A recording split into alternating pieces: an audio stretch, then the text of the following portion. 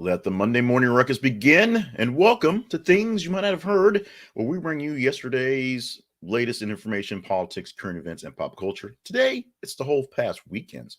We're your go-to source for unconventional stories the mainstream media might overlook, and some that they do spend way too much time on. We will give you a bit of that as well. So stand by as your news side piece. We're going to take good care of your news needs that national news may have missed out in the past couple of days in today's case.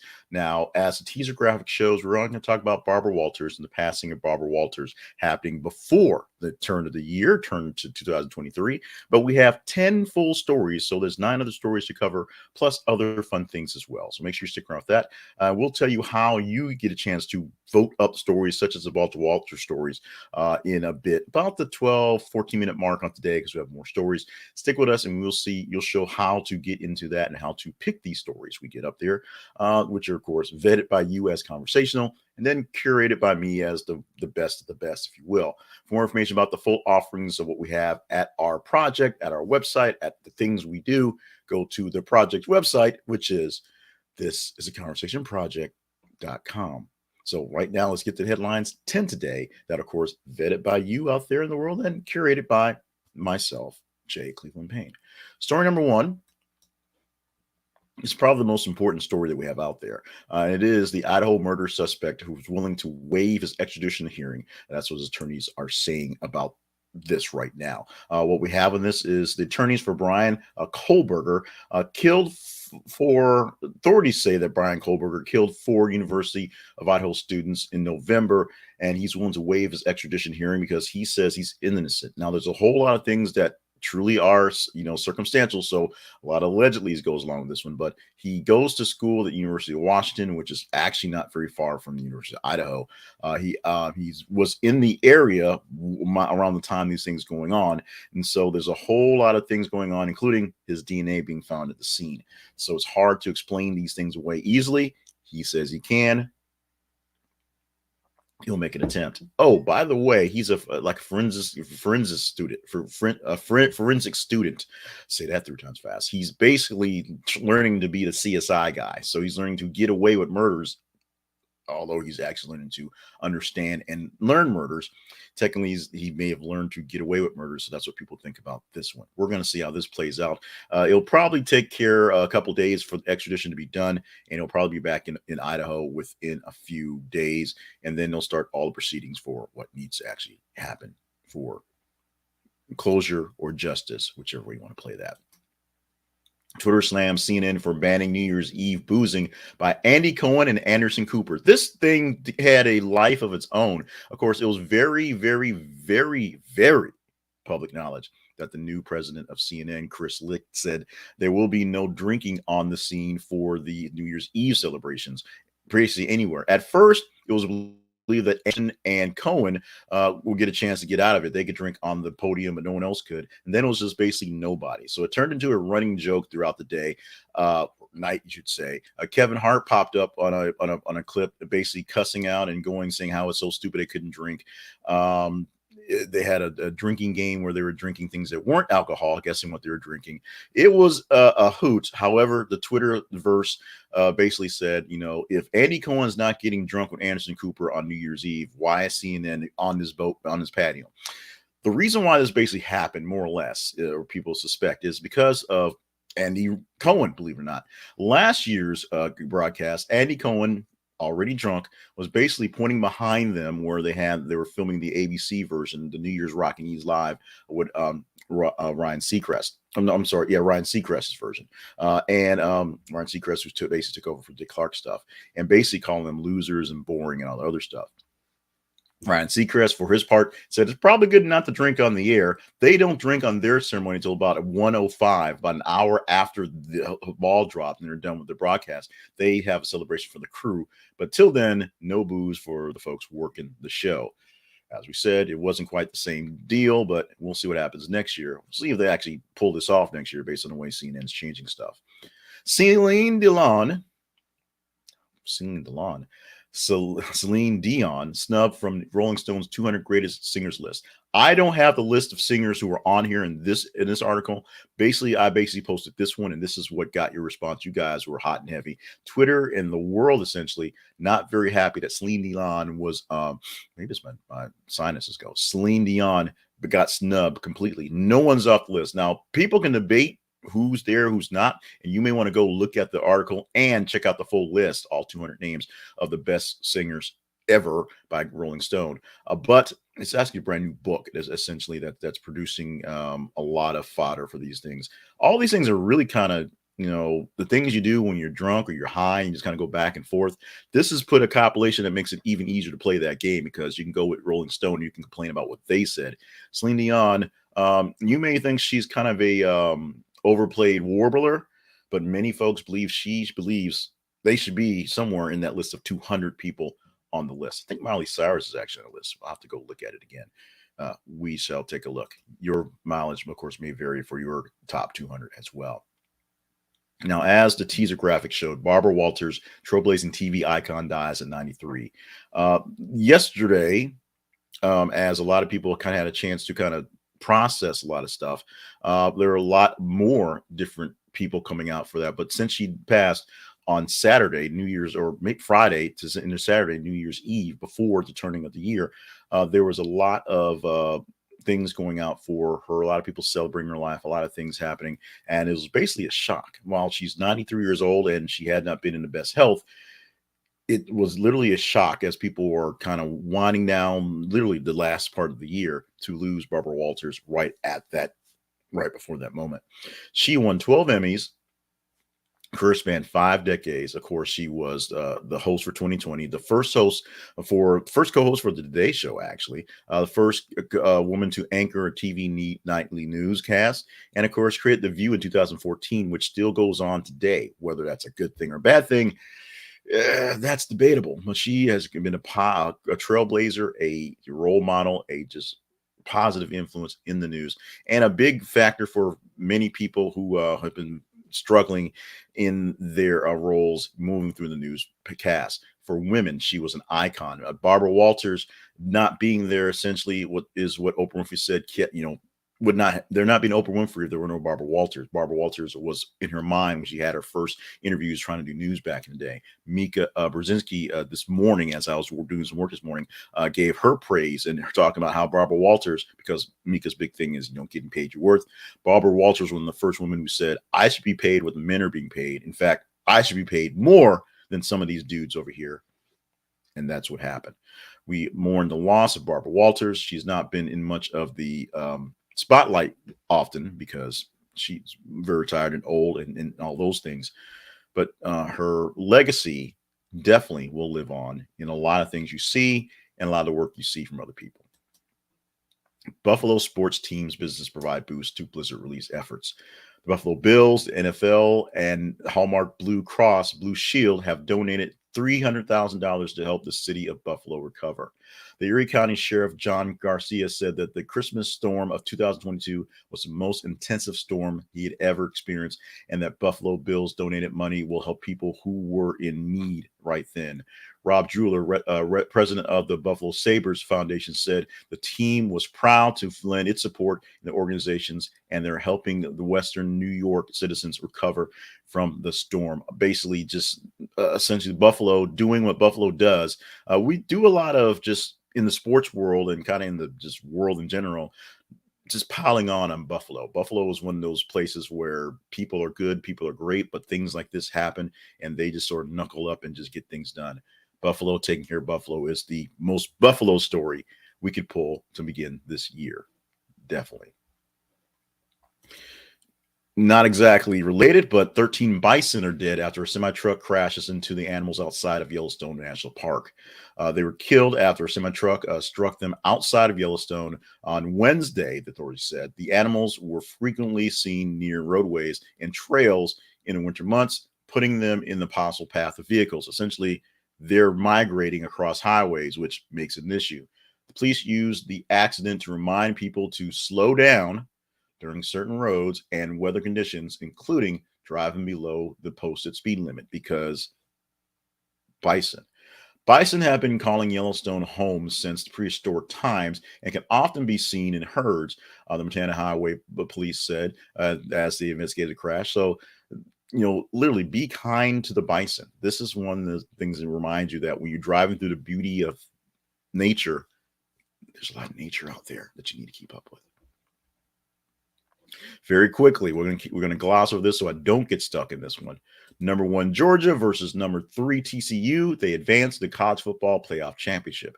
TCU was able to take out Michigan in a game that showed that TCU was supposed to be there. I got some anecdotal talk about a lot of people who were just sort of fussing all the way up to the game started that TCU wasn't honorable to be in the top 4, honorable for a chance for the championship. And they handled Michigan handily, even taking on a late surge to just show that TCU, the Horned Frogs, believe it or not, are in the championship game. So suck it, basically. Meanwhile, the Georgia Bulldogs had to defend their title all season long and have done it in complete undefeated fashion. Ended up 14-0 to get to this part to play against the Horned Frogs, who have a pretty good shot of taking out Georgia the way it goes. And it was not an easy task. A lot of mistakes on Georgia's part. And then in most people say the luckiness of a missed kick by Ohio State with a chance to win the game after Georgia came back for a late overtaking of the score. Literally one field goal, one easy kick, one chip shot that went wide left for Ohio State, and their dreams of going back to national prominence have been shattered. Congratulations for all the players in the games. Congratulations to Georgia and TCU. We're going to see who's going to get this thing, whether TCU can really pull off their Cinderella story or if Georgia proves they can do it back to back. We will see. Now, Angela Bassett's son issues apology after telling mom Michael B. Jordan died in viral TikTok. That headline basically says it all. Her son walking around with the phone, just doing what people do in TikTok. Say, hey, mom, did you know that Michael B. Jordan died? And then she starts going, oh, wow. And just kind of basically loses it. And then she has to be told that no, mom, it's just a joke, and all that goes, with that. So Vance Bassett, the son of Angela Bassett, 16-year-old, doing what 16-year-olds had to do something else, actually apologize to the world for a TikTok video going viral, saying that Angela Bassett was mourning the loss of Michael B. Jordan. Michael B. Jordan had to be apologized to his parents who live with him. That's a running joke as well. Apologize. Just a lot of just craziness going on. You got to be careful what people will believe. It's really true that bad news travels much faster than good news, and lies travel really, really, really, really fast. And it's really hard to pull them back when they're out there and people are taking them as truth. Angela Bassett is fine. Michael B. Jordan's fine. Vance, probably not so fine, but we'll see about that. But this was one of the things that the nature of the beast and social media and how TikTok goes. So don't take everything on the internet for granted. Don't take those things like that and just those responsive things where people tell people, stuff and they go, what? Take them for the comedy that they are, not for the commentary, such as people took this one for. XBB.1.5. I'm assuming that's what it's called, but it's a subvariant of Omicron because Omicron keeps subvarianting, if you will. And right now, that is the dominant strain that's essentially taken over for COVID-19. Now, we aren't in such a panic about COVID-19 because we've had it for 3 years. We've dealt with it. We understand it. We know how to keep ourselves safe. In fact, I don't think I stand within 5 feet of anybody at all now that time has passed just because of COVID-19, especially since I went to a conference initially came back with COVID-19. So people, my fear of people, is very much warranted on this one. But we do know the current dominant strain, looking like it's going to be Omicron, is this one, XBB.1.5. Be vigilant. Make sure you wash your hands, social distancing, keep your mask on when you're in public places. And just, if you're sick, go get tested and go lie down someplace. That's the most important thing. If you're not feeling well, especially with the flu going around, especially with the RSV still going through, if you're not feeling so great, get out of people and go someplace. Oh, by the way, President Donald Trump's tax returns revealed. Really, so This turned into a not so much a nothing burger, but turned into a lower level just sort of thing as the tax returns were revealed. They also released the January 16th report, 800 pages on that one. The coolest thing about Donald Trump's tax return is basically it proves that he's a billionaire, but it proves it by showing that he lost a lot of money. It's be able to lose as much money as he had. He had to have a bunch of money in the first place, or the investments there. That's the impressive thing, that he could lose so much money. It takes so much work to lose so much money. Elon Musk, a few days ago, was told to have lost $2 billion worth of his net worth with the loss of his stock and selling it off and buying Twitter and the drop for Tesla stock. They say it's impressive to be the first person to ever lose $200 billion at once, because you have to actually gain that money in the first place. And that's so hard. Donald Trump doing the same thing, calling for basically total losses in American stuff, gains overseas, but losses in American investments, basically proving that he's not good at business. He throws money at things, they go bad. He gets to write off and moves on along with life. In 2000, he got a $5 million tax refund, paid $0 in taxes because everything went dead. The greatest businessman in the world is playing with losses on the books. Let's tease this story. We may talk about it tomorrow if you deem this one that is worthy. Staying hydrated is linked to lower risk for disease, faster aging, and early death, study finds. And these studies keep coming on and on and on, but a new study is finding that hydration, mostly water, things that are water-based, will help you stay alive longer. Should be obvious, but it's a study. People have to have these studies. Will we talk about this tomorrow? Do you deem this conversational enough for a chat, maybe poorly, tomorrow morning? You just have to follow the feeds and let us know. Go to our Facebook page, facebook.com/This Is a Conversation Project, and twitter.com/th_conversation, Facebook and Twitter. On Facebook and Twitter, we post a news story every 50 minutes or so, a headline for you to read, things that we think are interesting. Sometimes they are just kind of filler because we got to do this 24/7, but things that just sort of catch our attention, and you tell us if they're conversational by your engagement. Higher engagement goes, better chance gets talked about. We did the full weekend for today, so we went with the top 30 stories from about 98 stories posted from Friday to this morning, and then we curated 10 out of that. Tuesday through Friday, we're going to get about 30 to 33, 35 stories within a day's worth of time, 30 hours worth of time. We're going to pull the top 15 and give you 8 tomorrow. So will this be a top 15 story, and will we talk about it because other stories weren't as conversational? You be the judge. Go to the feeds on facebook.com and twitter.com to let us know what we're talking about tomorrow. You literally let us know. Now let's talk about keeping the lights on and the fires going here in beautiful, balmy 70 degree yesterday, Little Rock, Arkansas. So not much fire except on the grill. We cooked the grill open yesterday. But that's not what we're talking about. We're getting you in on YouTube TV because this is the year you need to cut the cord. This is the year you need to go solo. This is a year to give up on the old cable packages.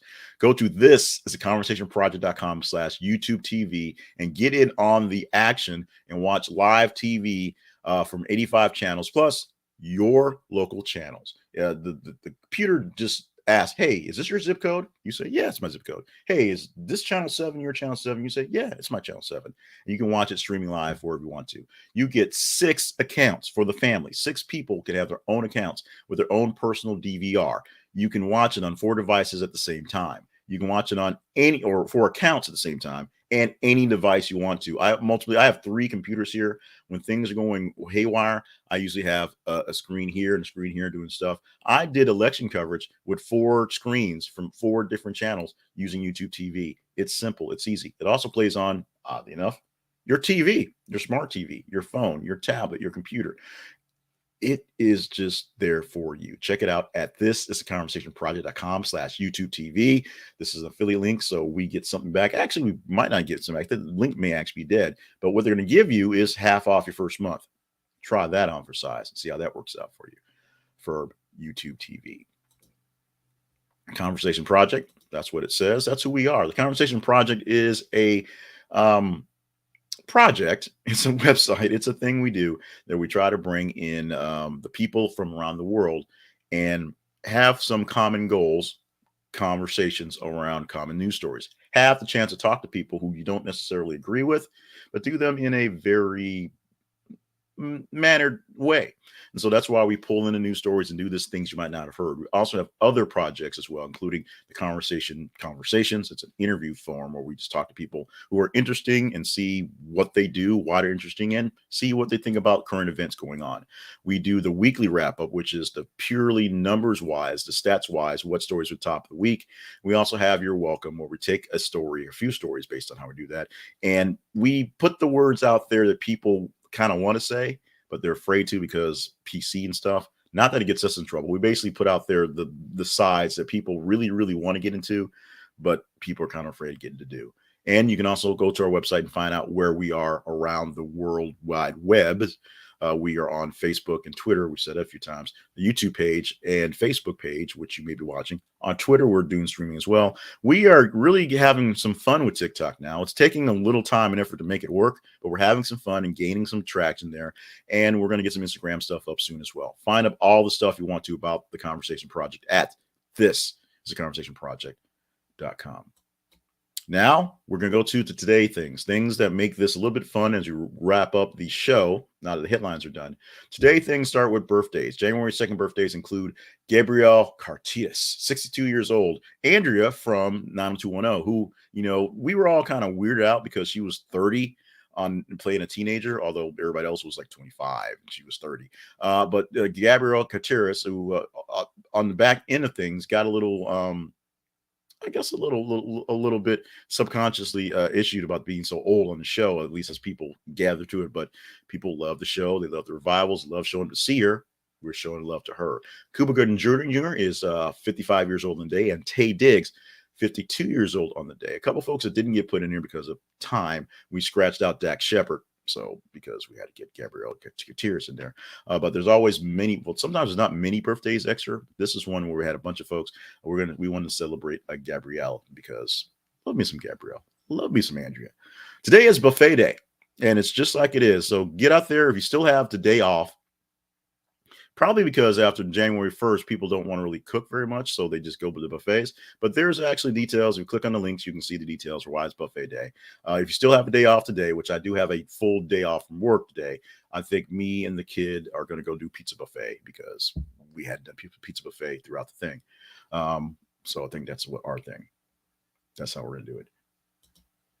One last thing you might not have heard. The women at the coffee shop keep staring at you.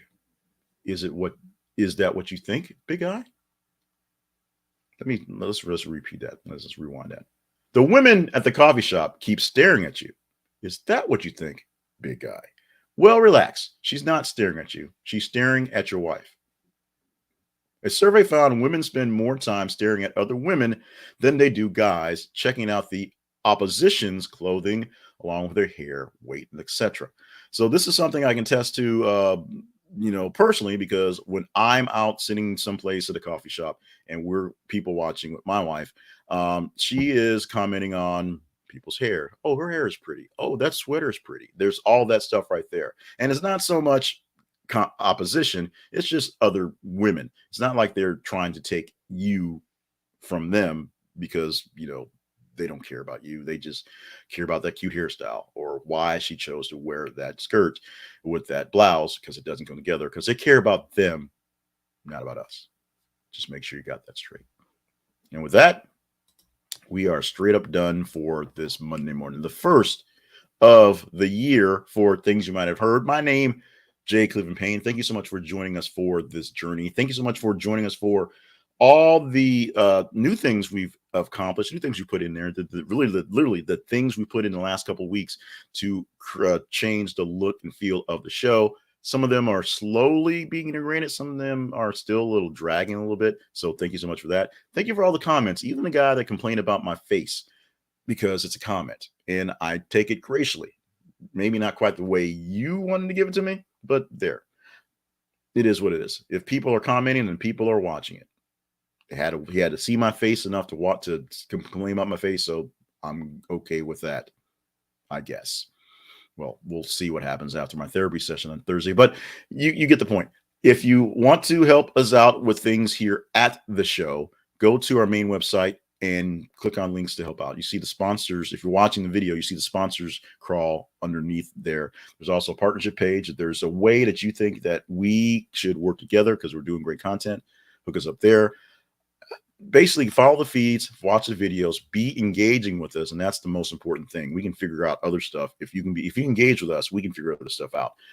We'll do that. The biggest important thing, the most important thing, actually, of all the important things I've just mumbled are stay hydrated, stay limber and stay on task, because 2023, 364 more days to work through it, and we need you here for all of them. I need you to watch. I need you to be here. I also need to make sure that you're taking care of the work out there in the world you're taking care of. We're going to do a lot of focus this year on staying positive, mental health, things like that. I've got another program that we'll probably push in cross motion because I do that stuff, but you'll see more great stuff coming forward. So thank you so much for being with us on this one.